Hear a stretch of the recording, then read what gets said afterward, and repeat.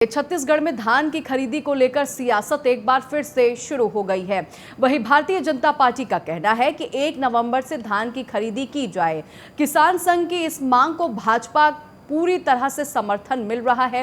वहीं बीजेपी के समर्थन पर खाद्य मंत्री अमरजीत भगत ने तंज कसते हुए कहा कि बीजेपी किसानों की हितैषी कब से हो गई, छत्तीसगढ़ की चिंता करने की आवश्यकता नहीं है।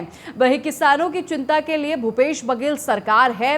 और आपको बता दें, उन्होंने कहा धान खरीदी के लिए भूपेश बघेल की जो सरकार है वो लगातार तैयार है और समय समय पर खरीदी जो है वो शुरू हो जाएगी। किसानों की समस्या के लिए कांग्रेस पार्टी लगातार खड़ी है। इसी के साथ उनका कहना है कि जब जरूरत पड़ी तो एक शब्द नहीं निकला।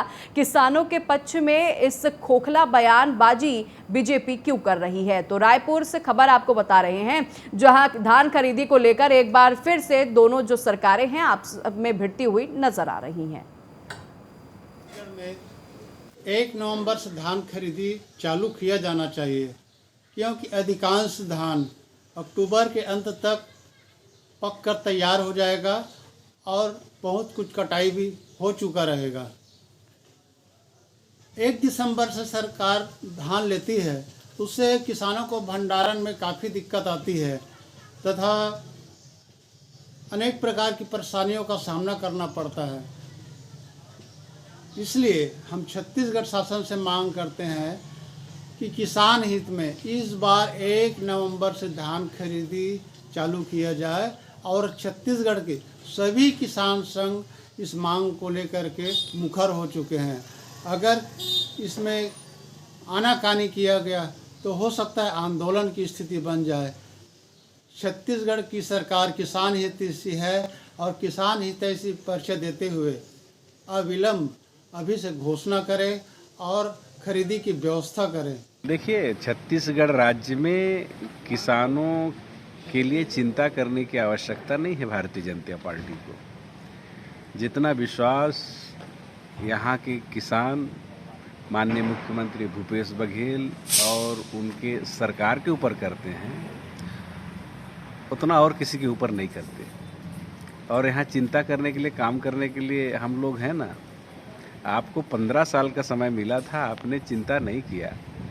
अभी ये तो हमको समय मिला, हम कर रहे हैं।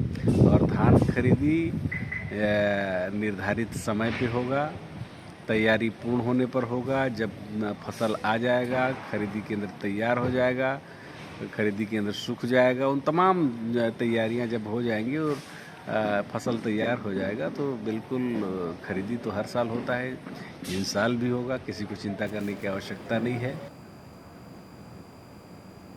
आगे बढ़ेंगे। आरएसएस प्रमुख मोहन भागवत छत्तीसगढ़ के प्रवास पर हैं, जिन्हें मुख्यमंत्री भूपेश बघेल ने माता कौशल्या मंदिर के दर्शन कराने का निमंत्रण भेजा है। जिसके बाद मोहन भागवत ने कौशल्या माता के मंदिर में पहुंचकर उन्होंने चुनरी चढ़ाई। इसे लेकर मंत्री रविंद्र चौबे ने कहा कि आरएसएस प्रमुख मोहन भागवत मंदिर में पूजा अर्चना कर माता की मंदिर में जाकर उन्होंने पूजा की। वहीं छत्तीसगढ़ सरकार की प्रशंसा भी उन्होंने की और यहाँ छत्तीसगढ़ सरकार के लिए सौभाग्य की बात है। और एक और नीति आयोग देश के प्रधानमंत्री ने छत्तीसगढ़ सरकार की तारीफ की है। तो आपको बता दें कि मंदिर पहुंचकर मोहन भागवत ने माता कौशल्या का पूजा अर्चना किया है।